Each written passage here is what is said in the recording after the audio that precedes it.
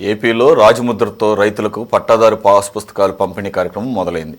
నూతన సంవత్సర కానుకగా పాస్ పుస్తకాలను పంపిణీకి శ్రీకారం చుట్టగా ఇప్పటికే పంపిణీ కార్యక్రమం ప్రారంభమైంది. ఈ నేపథ్యంలో పంపిణీ కార్యక్రమంపై ముఖ్యమంత్రి చంద్రబాబు నాయుడు సమీక్ష నిర్వహించారు.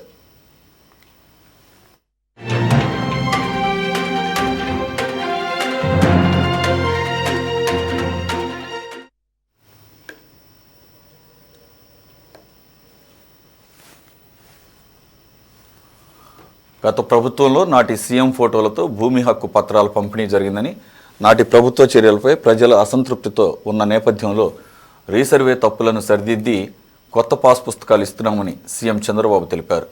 ఎన్నికల సమయంలో హామీ ఇచ్చినట్లుగానే రాజముద్రతో కొత్త పట్టాదారు పాస్ పుస్తకాలను పంపిణీ చేస్తున్నట్లు తెలిపారు ఆయన.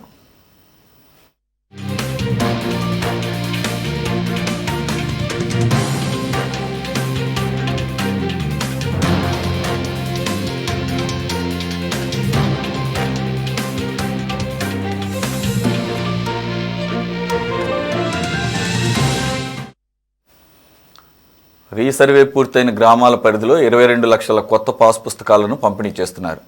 జనవరి 9వ తేదీ వరకు ఈ పాస్ పుస్తకాల పంపిణీ కార్యక్రమం జరగనుంది. పాస్ పుస్తకాల పంపిణీ కార్యక్రమానికి సంబంధించిన వివరాలను రెవెన్యూ శాఖ మంత్రి అనగాని సత్యప్రసాద్ సీఎంకు వివరించారు. కాగా పాస్ పుస్తకాల పంపిణీ కార్యక్రమంలో ఏదో ఒక రోజు పాల్గొంటానని సీఎం తెలిపారు.